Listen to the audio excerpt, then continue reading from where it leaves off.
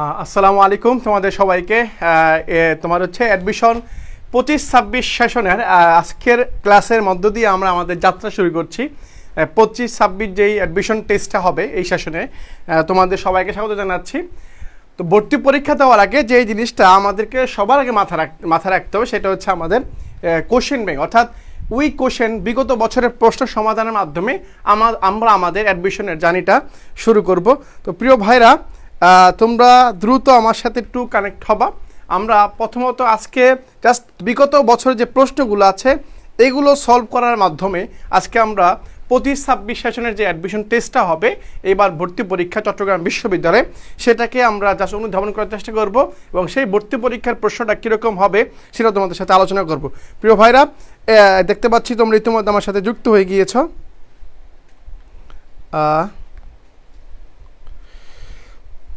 ওকে,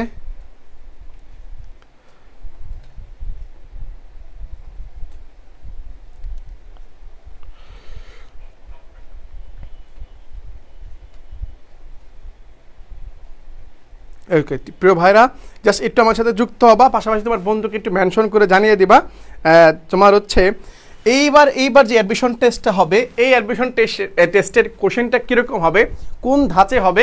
just আজকের কোশ্চেনগুলো দেখলে তুমি অ্যানালাইসিস করতে পারবা, তুমি বুঝতে পারবা যে তোমাকে কোন টপিক বেশি গুরুত্ব দিয়ে পড়া উচিত এবং কোন টপিকে তোমার একটু এমফেসিস করা উচিত। সবগুলো জিনিস আজকের এই ক্লাসের মধ্যে তুমি বুঝতে পারবা। প্রিয় ভাইরা, একটু দ্রুত আমার সাথে যুক্ত হবা। আমি দেখতে পাচ্ছি আমার সাথে ইতিমধ্যে যুক্ত হয়ে গেছো অনেকেই। ওকে ওকে, তাহলে দেখতে পাচ্ছ বোর্ডের মধ্যে সুন্দর করে লেখা আছে। ভাইয়া কি লেখা আছে? চট্টগ্রাম বিশ্ববিদ্যালয়ে ভর্তি প্রস্তুতির আজকে যে বিগত বছরের প্রশ্ন সমাধান টপিকটা হচ্ছে সাধারণ জ্ঞানের।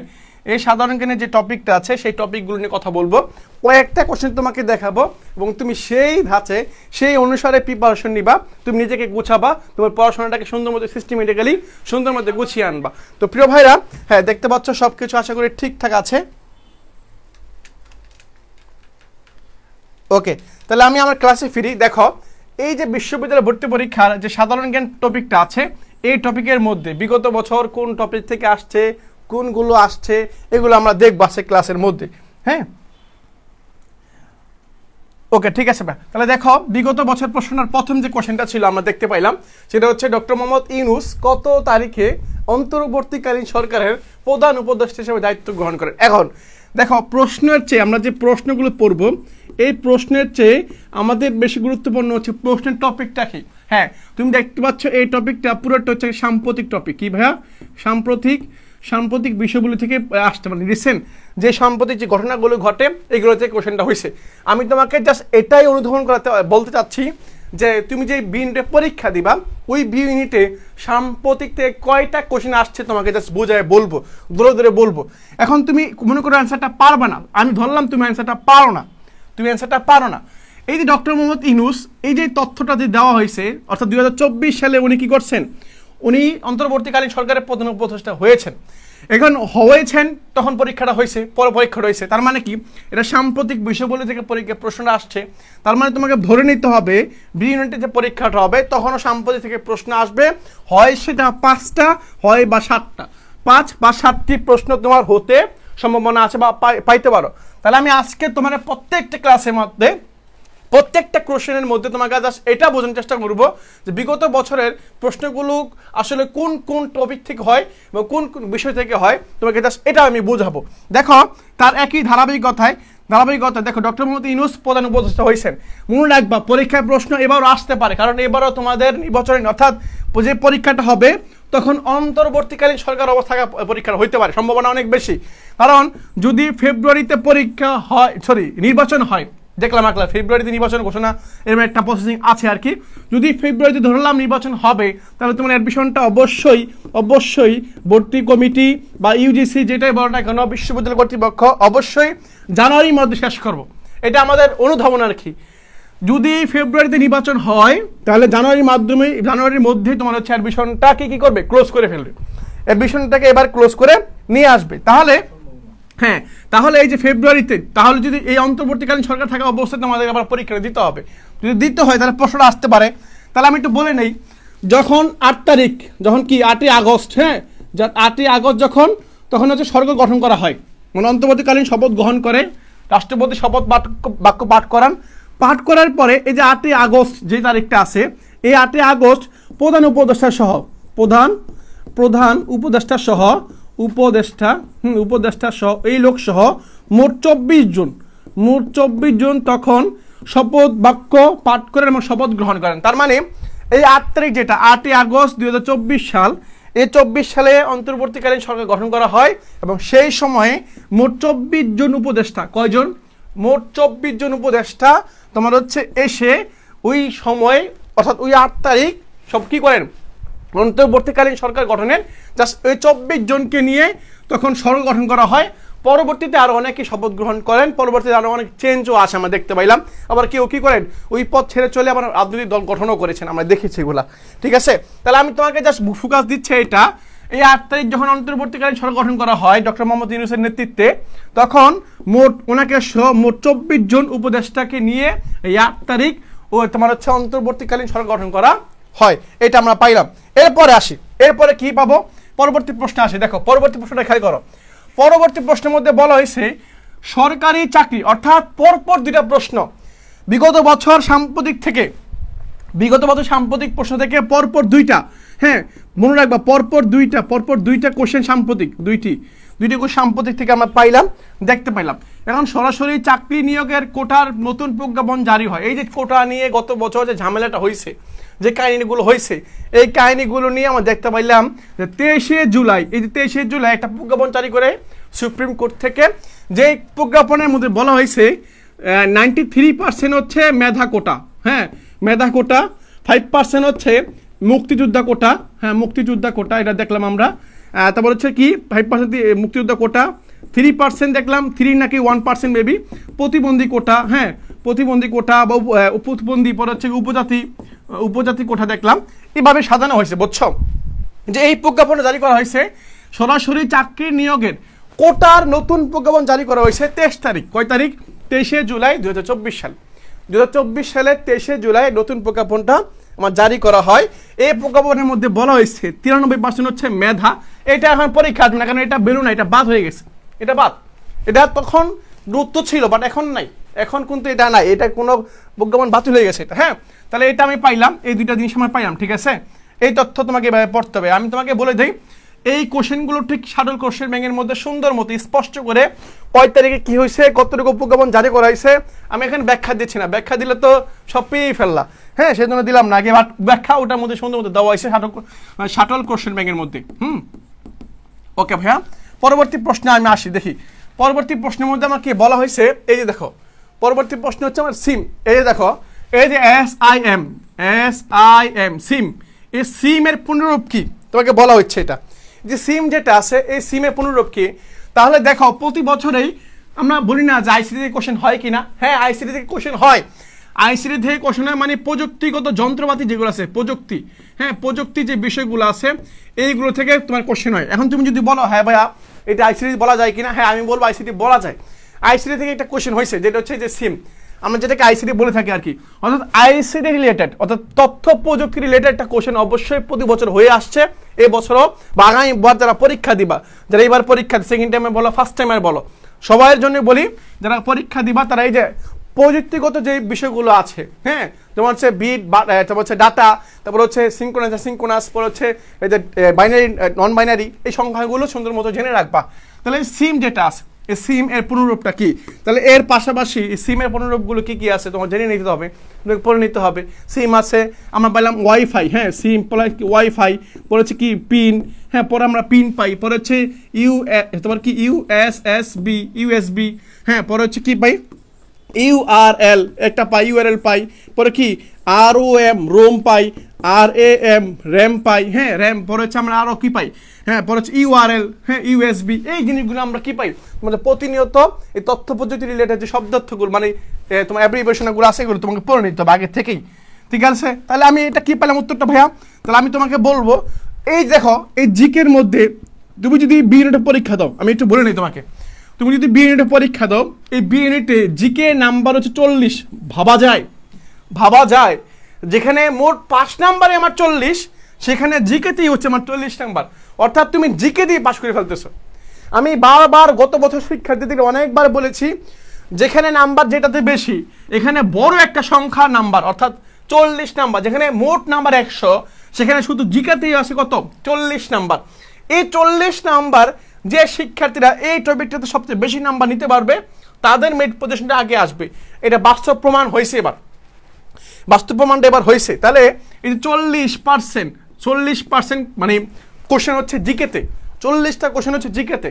জিকেতে যদি তুমি সর্বোচ্চ 35 নাম্বার তুলতে পারো তাহলে তোমার চান্স ঠেকায় কে? তোমার চান্স ঠেকায় কে? এবং তোমার মেরিট পজিশন সবার আগে আসবে, কারণ তুমি সাবজেক্ট যেটা চাও সেটা পাইতে পারো আর কি। তাহলে এই যে বিষয়গুলো আমরা পাইলাম, সিম যেটা আছে, সিমের পুনরূপ হচ্ছে subscriber identification module. Subscriber identification module এটা হচ্ছে তোমার হচ্ছে ওকে। ভুলে গেলে তো হয়, পৃথিবীতে যে একবার পড়লে যে মনে রাখে এরকম সংখ্যা খুব, ওই বিদ্যাসাগর ছিল, উনি এখন নাই। তুমি ভুলে যাবা ভাইয়া, এই ভুলের মধ্যে তোমাকে আবার শিখতে হবে। একবার ভুলে গেছো মানে হাল ছেড়ে দিবা এমন না, তোমাকে বারবার প্র্যাকটিস করতে হবে, বারবার দেখতে হবে জিনিসগুলো, তাহলে তুমি আয়ত্ত করতে পারবা। তাহলে আমি তোমাকে বলবো, ভুলে যাওয়া মানেই তোমার ব্রেন দুর্বল, তোমার দ্বারা পসিবল না, আমার দ্বারা হবে না, আমি বাদ দিয়ে দিই, এই চিন্তা বাদ দিয়ে দিবা। ভুল হয়েছে মানে না, আমি এখান থেকে শিখবো, বলে গেছি আমি আরেকবার দেখবো, তাহলে দেখতে পারলে দেখবা তুমি যদি হাল না ছাড়ো, এই অ্যাডমিশনের ভিত্তিতে দেখবা শুরুর দিক থেকে হাজার হাজার লক্ষ লক্ষ শিক্ষার্থী অ্যাডমিশন নেবে, কিন্তু শেষ দিকে এরকম সংখ্যাটা থাকবে না, সংখ্যাটা কমে যাবে। কেন কমে? কারণ হচ্ছে এই শিক্ষার্থীগুলোই দেখা যাবে ভয়ের কারণে ওরা ভাববে যে আমার দ্বারা হয়তো হবে না, আমি আজকে সকালে একটা টপিক পড়ছি, রাতে ভুলে গেছি, আমার মেয়ের এই ব্রেন দিয়ে আমার অ্যাডমিশন টেস্ট হবে না, আমি বিশ্ববিদ্যালয়ে পড়তে পারবো না। ওই শিক্ষার্থীগুলো কখনোই কোনো ভালো কিছু করতে পারবে না। একটা শিক্ষার্থী যখন তার মনের মধ্যে জিদ তৈরি করবে যে আমার বন্ধু পেরেছে, একই শিট, একই লেকচার, একই টিচার পড়াশোনা করে ওই পেয়েছে, আমি পাই না, আমি পাবো না কেন, এই ক্ষোভ, এই জিদ যখন মনের মধ্যে আসবে, তখন এই ভুলে যাওয়ার প্রশ্ন তখন তোমার মধ্যে আসবেই না। হ্যাঁ, তোমাকে চেষ্টা করতে হবে ভাই।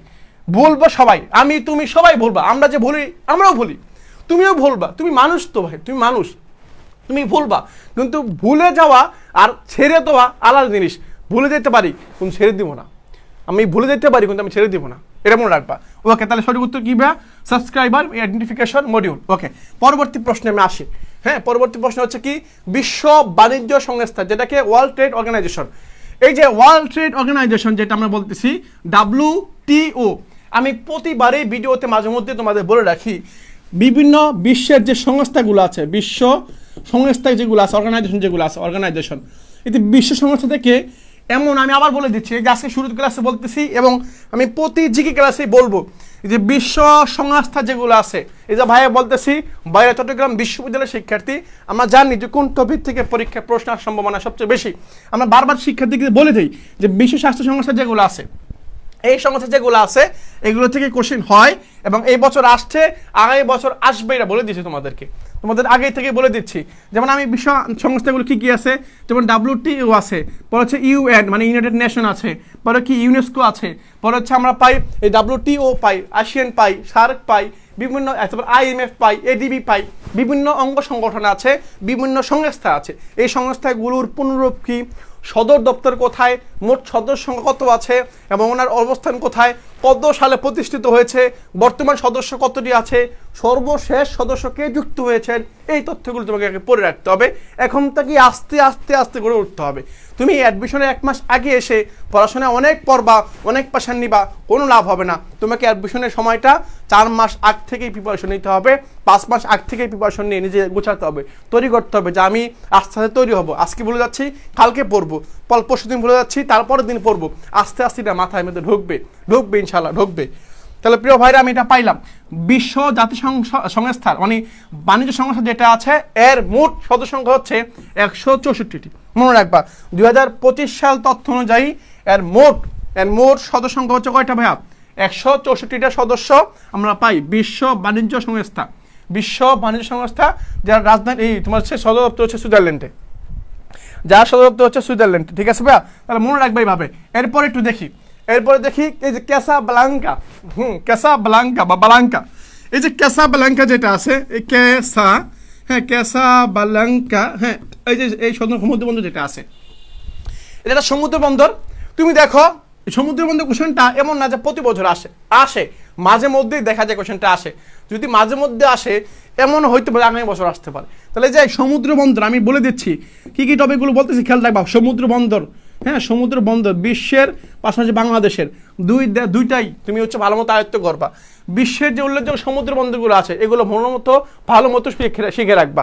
এখন এগুলো আমাদের এই যে টার্গেট সিউড গোল্ডেন বেচ সেকেন্ড টাইম যে বেচটা আছে সেকেন্ড টাইম বেচের নেক্সট যে জিকে ক্লাসটা হবে ওই ক্লাসের মধ্যে তোমার দেখবে যে তোমার হচ্ছে বন্দরগুলো পাবা, আমরা বিশ্বের বন্দরগুলো পড়াবো, বিশ্বের যে সংসদ পদ্ধতি আছে এগুলো তোমাদের দেখাবো আর কি। হ্যাঁ সবগুলো আস্তে আস্তে আয়ত্ত করবো আমরা, ঠিক আছে। তাহলে যে ক্যাসাব্লাঙ্কা সমুদ্র বন্দর এটা কোথায়? তাহলে এই ক্যাসাব্লাঙ্কা সমুদ্র বন্দরটা হচ্ছে আমার মরক্কোতে। কোথায় ভাইয়া?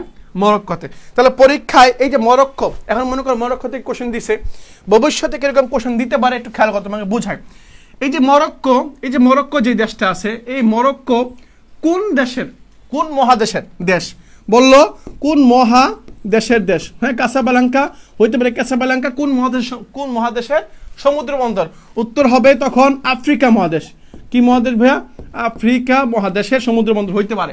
আবার প্রশ্ন হইতে পারে আফ্রিকা মহাদেশকে আমরা অনেকভাবে মানুষ জানে। এই আফ্রিকা মহাদেশকে আমরা তোমার হচ্ছে অন্ধকার মহাদেশ বলি।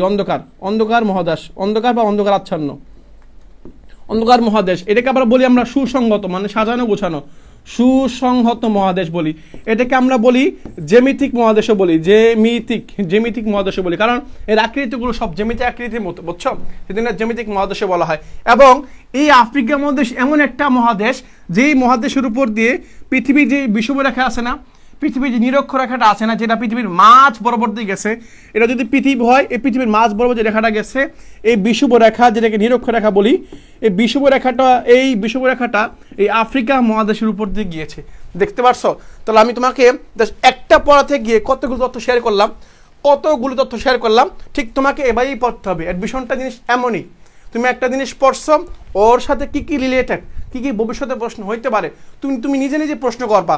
এই আফ্রিকা আসলে কোথায় আছে, আফ্রিকার পাশাপাশি কোন দেশগুলো আছে, আফ্রিকা মহাদেশের দেশ কয়টা আছে, এমনি ডিটেলস পড়তে হবে। তাহলে বিশ্ববিদ্যালয়ে ভর্তি পরীক্ষা যেখান থেকে কোশ্চেন করুক না কেন, যেই জায়গা থেকে করুক না কেন, সে মঙ্গল গ্রহ থেকে করুক, তুমি অ্যান্সার দিতে পারবা, কারণ তোমার কিছু অজানা নাই। তাহলে তোমাকে আগেই সিগন্যাল দিয়ে দিচ্ছি, বলে দিচ্ছি। ওকে পরে ক্যাসাব্লাঙ্কা। ওকে ভাইয়া, পরে আসি। তাহলে এটা হচ্ছে মরক্কো, ঠিক আছে। এর পরবর্তী প্রশ্নটা দেখি। পরবর্তী প্রশ্ন হচ্ছে অরক্ষিত স্বাধীনতায় পরাধীনতা, মানে যেটা রক্ষিত না, মানে আমার মধ্যে মানে আমার নিয়ন্ত্রণে নাই, সেটা হচ্ছে কি পরাধীনতা। এমন গ্রন্থটির লেখককে? সে হচ্ছে M.A. Jalil, major M.A. Jalil. এই ভদ্রলোক তোমার হচ্ছে এই গ্রন্থটা রচনা করেন। হ্যাঁ এই গ্রন্থটা রচনা করেন কি লেখক হচ্ছেন কি মেজর M.A. জলিল। এই মেজর M.A. জলিল তোমার হচ্ছে 1971 সালে তোমার হচ্ছে রাজনৈতিক অবস্থা, সামাজিক অবস্থা, যুদ্ধের অবস্থাগুলি নিয়ে সুন্দর মতো উনি বইটা লিখেছেন। অরক্ষিত স্বাধীনতায় পরাধীনতা গ্রন্থটির লেখক হচ্ছেন মেজর M.A. জলিল। ওকে ঠিক আছে, পরে দেখি। এরপরে আসি, কি বলছে? বিশ্বের প্রথম কাঠ দিয়ে তৈরি স্যাটেলাইটের নাম কি? একটু খেয়াল করো। এই যে বলা হয়েছে বিশ্বের, তাহলে দেখো যে জিনিসগুলো, এইটা সাম্প্রতিক একটা কোশ্চেন, মানে সমসাময়িক বিষয় আর কি, বুঝছো? যখন ভর্তি পরীক্ষাটা ওই বছরেই বিশ্বের প্রথম, মানে কাঠ যে কাঠ দিয়ে আমরা খাট তৈরি করি, হ্যাঁ খাট দিয়ে কাগজ তৈরি হয়, কাঠ, ওই যে কাঠ দিয়ে তৈরি, এই যে এই কাঠ দিয়ে তৈরি প্রথম স্যাটেলাইট। চিন্তা করছো? এই জানি মানুষ কত দূর আগেই গেছে, এখন কাঠ দিয়ে মানুষ স্যাটেলাইট তৈরি করে।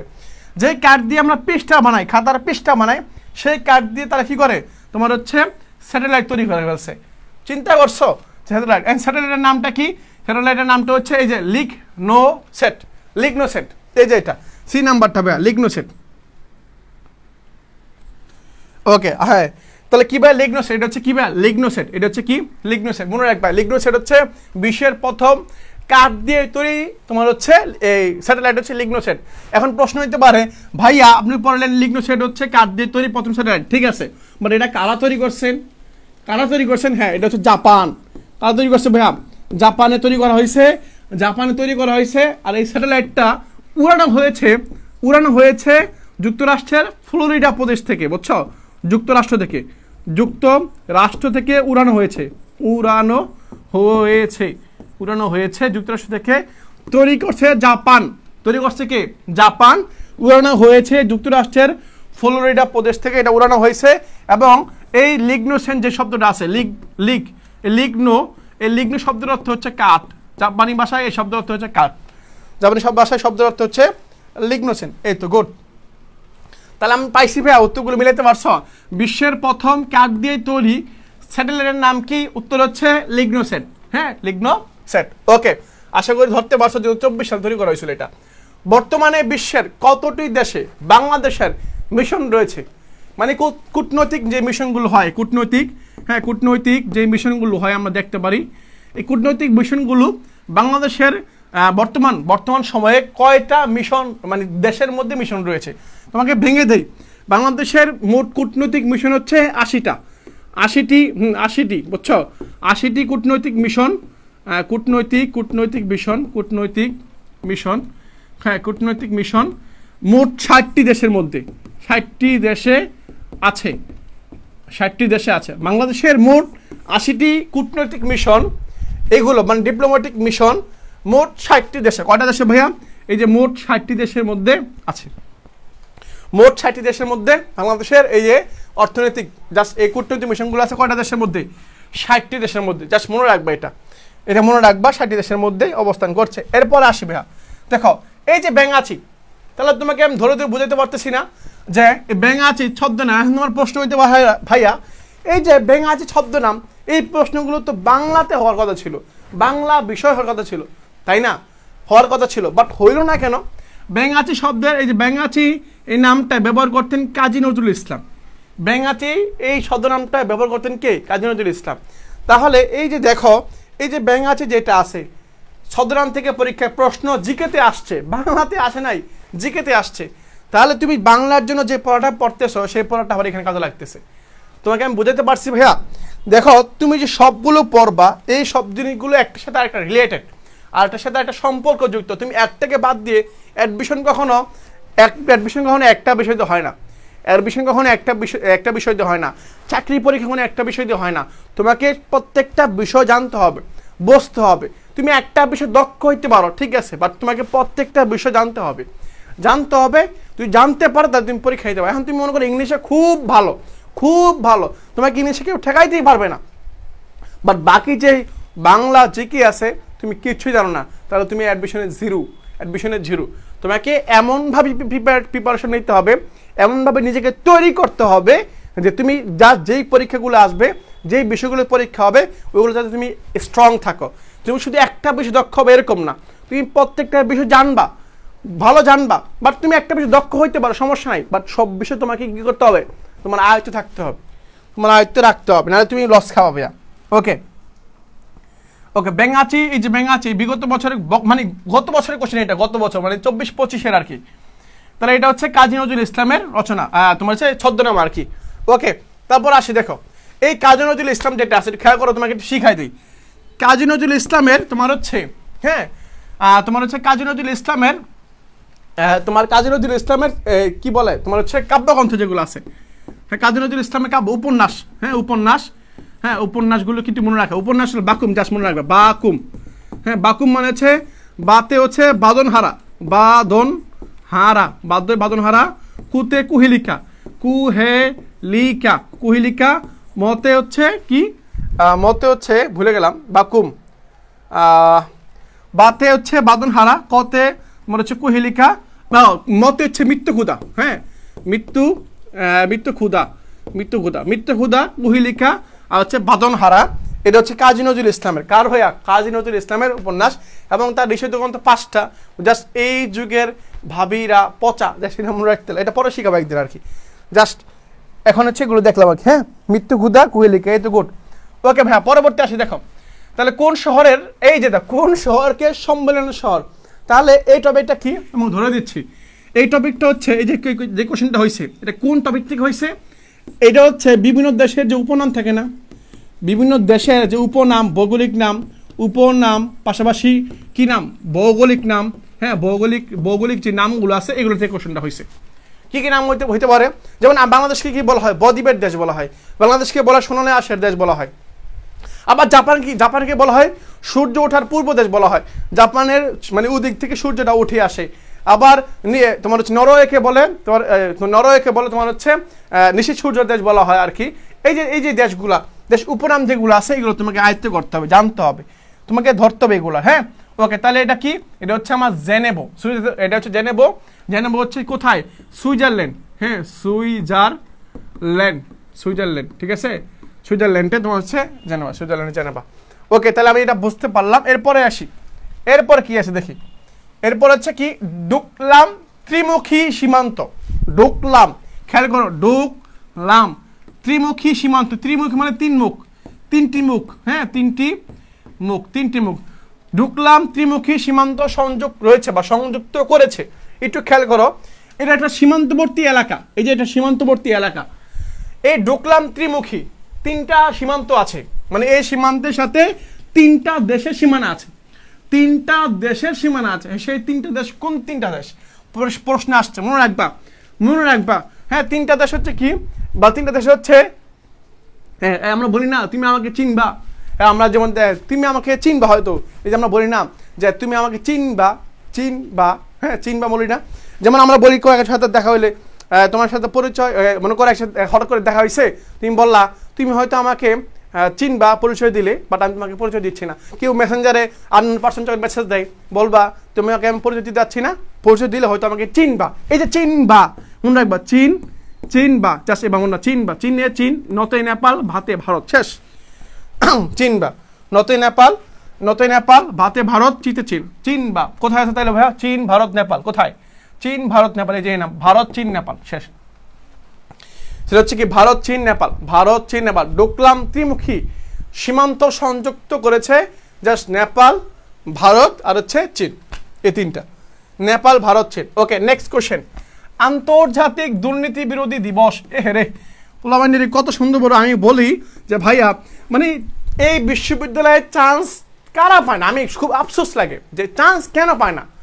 চান্স তো পায় না, আবার মেরিট পজিশনে আসতে পারে না, মানে টপ করতে পারে না। কেন পারে না আমি বুঝি না। ওরা দেখতেছে যে এই প্রশ্নগুলো বারবার রিপিট হচ্ছে, এই টপিক থেকে বারবার প্রশ্ন রিপিট হচ্ছে। হ্যাঁ, ঠিক আছে, একটু ব্যতিক্রম এবার একটু ব্যতিক্রম হয়েছে যে অধিকাংশ, এবারও যে এমন প্রশ্ন রিপিট হয় নাই বা টপিক রিপিট হয় নাই এরকম না। টপিক রিপিট অবশ্যই হয়েছে, প্রশ্ন একটু ঘুরাই দিছে আর কি। এরকম না যে আগের যে ধাঁচ ছিল ধাঁচটা পরিবর্তন করেছে, এমন না। পুরোপুরি চেঞ্জ করে নাই। তুমি প্রশ্ন দেখো আর একটু ঘাটাঘাটি করো, দেখলে বুঝতে পারবা। এই যে দুর্নীতি দিবস, বিগত বছরে বলে আসছি যে দিবস থেকে পরীক্ষায় প্রশ্ন আসবে, এই যে আসছে, কই চেঞ্জ তো হয় নাই, আগের মধ্যে তো আছে, জাস্ট একটু পরিবর্তন আনছে। এটা ঠিক আমরা স্বীকার করি, আমরা দেখছি, আমরা অ্যানালাইসিস করছি, একটু স্বীকার করি, একটু পরিবর্তন আসছে। তো এই দুর্নীতি দিবস বলো, পৃথিবীর যে এই যে দুর্নীতি দিবস বলো, পরিবেশ দিবস, হ্যাঁ পরিবেশ দিবস আছে, হ্যাঁ পরে হচ্ছে ডিম দিবস, আমরা পাই ডিম দিবস পাই, 10 ডিম দিবস পাই, পরে হচ্ছে কি আমার নারী দিবস পাই, পরে শ্রমিক দিবস, হ্যাঁ শ্রমিক দিবস পাই, পাশাপাশি হচ্ছে মানবাধিকার দিবস পাই, মানবাধিকার, হ্যাঁ এই দিবসগুলো পাই। পরে বিশ্ব এইডস দিবস আছে, আন্তর্জাতিক মাতৃভাষা দিবস আছে, এই দিবসগুলো পাই। যেমন পরিবেশ দিবস হচ্ছে আমার 5 জুন, কি জুন 5 জুন হচ্ছে আমার পরিবেশ দিবস। বিশ্ব মানবাধিকার দিবস 10 ডিসেম্বর, হ্যাঁ 10 ডিসেম্বর। আর এর ঠিক একদিন আগে এটা হচ্ছে আমার দুর্নীতি বিরোধী দিবস, অর্থাৎ বিশ্ব মানবাধিকার যে দিবসটা আছে এর ঠিক একদিন আগে, মানে একদিন আগে সেই দিবসটার নাম হচ্ছে আমার 9 ডিসেম্বর। সেটা হচ্ছে আমার আন্তর্জাতিক বা বিশ্ব দুর্নীতি বিরোধী দিবস, দুর্নীতি বিরোধী দিবস। তাহলে আমি তোমাকে বলি ভাই, তুমি যদি 1000বার বলো যে ভাই প্রশ্ন চেঞ্জ আসছে, আমি বলবো হ্যাঁ আসছে, বাট তুমি যেভাবে ভাবতেছো বেশি আসছে, আমি বলবো বেশি আসছে নাই। প্রশ্ন দেখো, বারবার মিলাও, বিগত বছরের সাথে মিলাও, দেখবা মিলে গেছে, তুমি অনেকাংশ মিল পাবা। ঠিক আছে, তাহলে আন্তর্জাতিক দুর্নীতি বিরোধী দিবস কত? সেটা হচ্ছে 9 ডিসেম্বর। সেটা হচ্ছে ভাই 9 ডিসেম্বর। ওকে, 9 ডিসেম্বর। এরপরে দেখি ভারত বাংলাদেশের মধ্যকার অভিন্ন নদীর সংখ্যা। এটা তো ইজি কোশ্চেন, এটা বলো, এটা তোমরা বলো। পোলাবান জিজ্ঞাসা করলে তোমরা কেন বলে বুঝি না ভাইয়া। মানে দেখো, তুমি একটু চিন্তা করো, যে বিশ্ববিদ্যালয়ের জন্য তুমি প্রিপারেশন নিতেছ, তুমি এই বিশ্ববিদ্যালয়ের চান্স না বলে সবচেয়ে বেশি বড় কপাল পড়া তুমি হবা। কারণ এই বিশ্ববিদ্যালয়ের কোশ্চেন একেবারেই সহজ প্রশ্ন করা হয়। তুমি যদি ভাবো যে এই বিশ্ববিদ্যালয়ের প্রশ্ন কঠিন হয়, একটা দুটা কঠিন হইতে পারে, বা তুমি জানো না সেজন্য কঠিন, বাট প্রত্যেকটা কোশ্চেনই সহজ। এই যে কোশ্চেনগুলো তোমাকে দেখাচ্ছি কোশ্চেনগুলো সহজ না, সহজ। তুমি যখন একবার মানে পড়াশোনা করবা, ঘাটাঘাটি করবা, অবশ্যই তোমার কাছে সহজ মনে হবে। ভাইয়া দেখো এইগুলো কঠিন না। এই বিশ্ববিদ্যালয়ে চান্স পাওয়াটা আমি বারবার বলবো, আমাকে যদি বন্ধুদের সামনে দাঁড় করে বলে চট্টগ্রাম বিশ্ববিদ্যালয়ের প্রশ্ন কঠিন বল, আমি বলবো সহজ, আমি বলবো সহজ, একেবারে সহজ করে। বিগত অন্যান্য বিশ্ববিদ্যালয়ের তুলনায় চট্টগ্রাম বিশ্ববিদ্যালয়ের প্রশ্ন অনেক সহজ, অনেক সহজ। জাস্ট একটু গাইডলাইন ফলো করলে, একটু সিস্টেমেটিক্যালি পড়লে চান্স না একেবারে সিরিয়ালে চলে আসবে নাম্বার। মানে ওই যে দেখবো না ব্যানার ট্যানার ছাপায়া তোমার নাম প্রচার করা হবে, ওইরকম সিরিয়ালে চলে আসবা তুমি, ওইরকম সিরিয়ালে চলে আসবা। ঠিক আছে? তাহলে ভারত বাংলাদেশের মধ্যকার অভিনয় নদী কয়টা খেয়াল করো। বাংলাদেশের মোট সীমান্তবর্তী নদী হচ্ছে কয়টা? 57টা। কয়টা? 57টা। এর মধ্যে ভারতের সাথে আছে 54টা। কয়টা? ভারতের সাথে আছে 54টা। আর মিয়ানমারের সাথে আছে আমার 3টা। কয়টা? 3টা। তো 54 আর 3 হচ্ছে কয়টা? 57টা। মোট 57টা, ভারতের সাথে আছে 54টা। সেদিন এখানে বলে দিছে ভারত বাংলাদেশের মধ্যে, এখানে বলে নাই বাংলাদেশের মোট সীমান্তবর্তী নদী বলে নাই, এখানে স্পেসিফিক বলে দিছে ভারত বাংলাদেশের মধ্যে সীমান্ত নদী। তাহলে কয়টা? উত্তর হবে 54টা। যদি বলতো সীমান্তবর্তী নদী কয়টা, তখন উত্তর 57টা। যদি বলতো মিয়ানমার বাংলাদেশের মধ্যকার অভিন্ন নদী কয়টা, তাহলে উত্তর হতো 3টা। সেই 3টা নদীর নাম হচ্ছে, একটা হচ্ছে নাফ, একটা হচ্ছে মাতামুহুরি, আরটা হচ্ছে সাঙ্গু, আরটা কি? আরটা সাঙ্গু নদী। আরটা কি নদী? সাঙ্গু নদী। তাহলে উত্তর হচ্ছে আমার সি নাম্বারটা 54। হ্যাঁ, এই যে আকলিমা সুলতানা বলতেছে ভাই সেজন্য তো চান্সটা পাইলাম না 70 পায়, কারণ সহজ প্রশ্ন হয়, তুমি পারতেছো না, তোমার ব্যর্থতা। প্রশ্ন অনেক সহজ ভাই। এবার যারা চান্স পাইছে তাদের জিজ্ঞাসা করে দেখো, ওরা অবশ্যই বলবে সহজ প্রশ্ন। প্রশ্ন অনেক সহজ হয়, তুমি জাস্ট একটু ঘাটাঘাটি কইরো, একটু সিস্টেমেটিক্যালি পড়ো, যেভাবে বলি সেভাবে পড়াশোনা করিও, নাহলে দেখবা এবার ঠকবা না, এবার সুন্দর মতো মানে মেরিট পজিশনে আসবা ইনশাল্লাহ। ওকে, পরবর্তী দেখি। জনশুমারি সাম্প্রতিক প্রশ্ন থেকে আসছে। জনশুমারি 2022 অনুযায়ী পুরুষ নারীর অনুপাত কত ছিল? হ্যাঁ, এটা হচ্ছে 98.100 এরকম। 98 সমান 100, অর্থাৎ পুরুষ হচ্ছে 98 জন, মানে 100 জন নারীর জন্য পুরুষ হচ্ছে কয়জন? 98 জন, মানে 2 জন বাইরে বেড়ে গেছে আর কি, বুঝছো? মানে একজন 2টা বিয়ে করে ফেলবে, 2 জন 4টা বিয়ে করে ফেলবে, আর বাকি একটা করে বিয়ে করবে আর কি। তাহলে এই যে দেখো, এই যে 98 জন, 98 জন পুরুষের পিছনে নারীর সংখ্যা হচ্ছে 100 জন। কয়জন? 100 জন। এটাকে হচ্ছে বিগত 22 সালে যেটা জরিপ হয়েছিল, জরিপ অনুযায়ী আর কি, বুঝছো? জরিপ অনুযায়ী আমরা এটা পাইলাম আর কি। ওকে, এরপর আসি ভাই, দেখো এরপর সর্বশেষ কোশ্চেনটা দেখি। বাংলাদেশের প্রথম জিআই পণ্য মানে কি?